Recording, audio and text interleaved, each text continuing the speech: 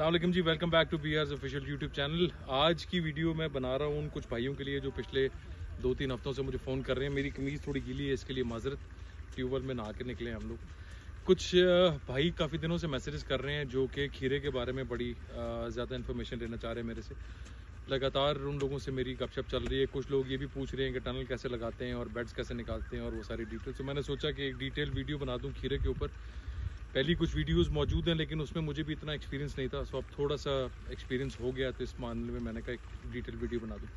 अच्छा, पहले जो आपको चीज़ देखने की ज़रूरत है, आपको 1 एकड़ के ऊपर आपके 15 टनल लगते हैं, जिसके लिए आपको पाइप चाहिए। आपको कम से कम 1.25 इंची आधी इंची का पाइप चाहिए, और अगर आप फ्रंट पे इंची का पाइप लगा लेंगे तो आपकी बहुत ज़्यादा उसमें सपोर्ट मिल जाएगी। उसके अलावा आपको क्रॉप नेट चाहिए होता है। उसके अलावा आपको सरिया चाहिए जो कि उसकी बेस में लगेगा, और आपको इस मौसम में एंटी इंसेक्ट नेट चाहिए।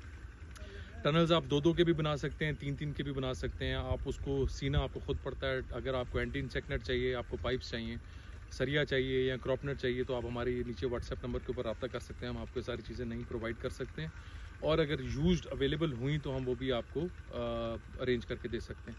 अच्छा, इसमें जो पहली चीज़ देखने की ज़रूरत है वो है ज़मीन की तैयारी। ज़मीन की तैयारी के लिए आपको कम से कम इसमें पहले तवे मरवा लें, 2-3 दफ़ा हल मरवा लें। उसके बाद आप इसमें रोटावेटर मरवा लें। अगर आपको ज़रूरत लगती है तो उसको 2 दफ़ा मरवा लें। अगर एक दफ़ा में आपकी ज़मीन अच्छी भुर जाती है तो एक दफ़ा के लिए काफ़ी है, और उसके बाद आप उसमें बेड निकाल लें। बेड जो निकालने हैं वो आपने कम से कम 24 से 28 इंच का बेड निकालना है जो टॉप से होगा, और आपका एक खाली से दूसरी खाली का जो उसका फासला होगा वो 4 फुट का होगा। और उसमें आपने जो दूसरी सिलेक्शन आपकी आ जाती है वो बीज की आती है। हम लोग पारस लगाते रहे हैं, मेरा इतना अच्छा एक्सपीरियंस नहीं है।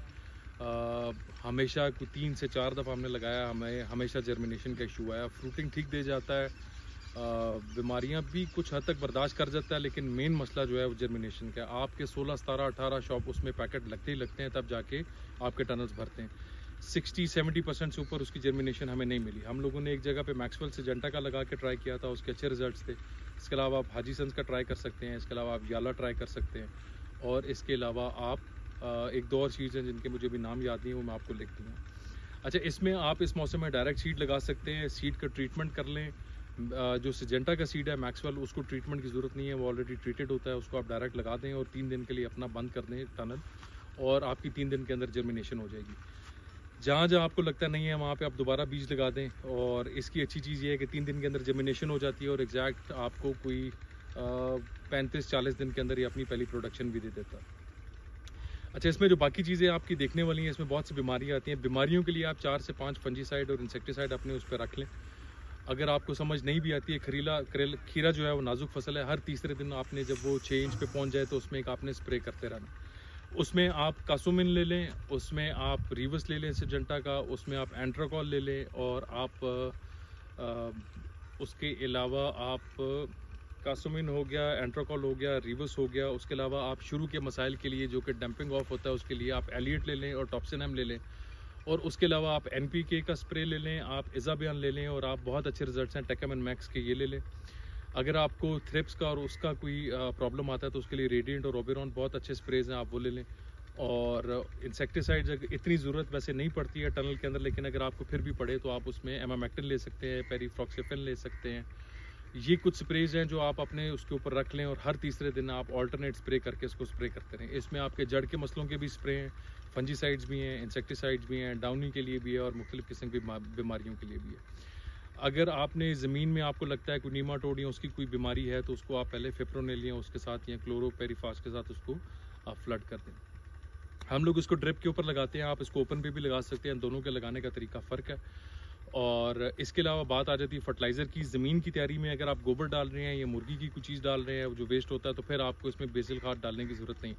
अदरवाइज़ आप इसमें नाइट्रोफॉस, एसओपी, सल्फ़र और एसओपी, नाइट्रोफॉस और सल्फ़र और अमोनियम सल्फेट अगर आप इसमें डाल दें बेड्स निकालने से पहले, तो आपको ये अच्छा इसका रिजल्ट मिल जाएगा।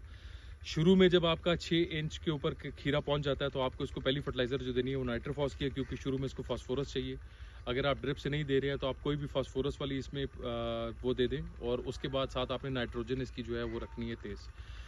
जब आपका पौधा बढ़ना शुरू हो जाता है, फ्रूटिंग की तरफ आ जाता है, तो आपने नाइट्रोजन को थोड़ा कम कर देना है। आपने फास्फोरस को डीएपी ले लें या कोई भी और फास्फोरस ले लें, और साथ आपने इसमें एसओपी देनी शुरू कर देनी है। फ्रूटिंग के टाइम आप इसको टेकामैन मैक्स, एनपीके और रिजर्बैन का स्प्रे करेंगे, वो आपको इसमें अच्छी उसकी ग्रोथ और उसमें अच्छी फ्रूटिंग मिल जाएगी। हर दूसरे दिन आप इसकी तोड़ाई ले सकते हैं और बेलें चढ़ानी होती हैं। और इसका एक और मुश्किल काम जो होता है, इसकी शाख तराशी होती है, वो कोई एक्सपर्ट भाई है तो वही बता सकेगा। अगर आपके फार्म पे कोई अवेलेबल अगर नहीं है तो आपने बेसिकली मेन शाख जो है उसको रहने देना है। उसके अलावा जो बाकी शाखें होती है उसको आपने शुरू में ख़त्म कर देना होता है, क्योंकि उससे आपकी फ्रूटिंग जो है वो बेहतर हो जाती है। ये बड़ा ज़रूरी काम है, बेलें चढ़ाना बहुत ज़रूरी काम है। फर्टिलाइज़र का मैंने आपको बता दिया, सीड का बता दिया, फंजीसाइड्स का बता दिया। इसके अलावा टनल से रिलेटेड किसी भाई को कोई इशू आ रहा है या कोई भाई पूछना चाह रहा है कि किस किस्म की फर्टाइज़र स्प्रेस करने हैं या किसी को कुछ सामान चाहिए, तो आप हमारे व्हाट्सएप के ऊपर रब्ता कर सकते हैं। उसमें हम आपको सारी की सारी डिटेल्स जो हैं वो एक्सप्लेन कर देंगे। Thank you.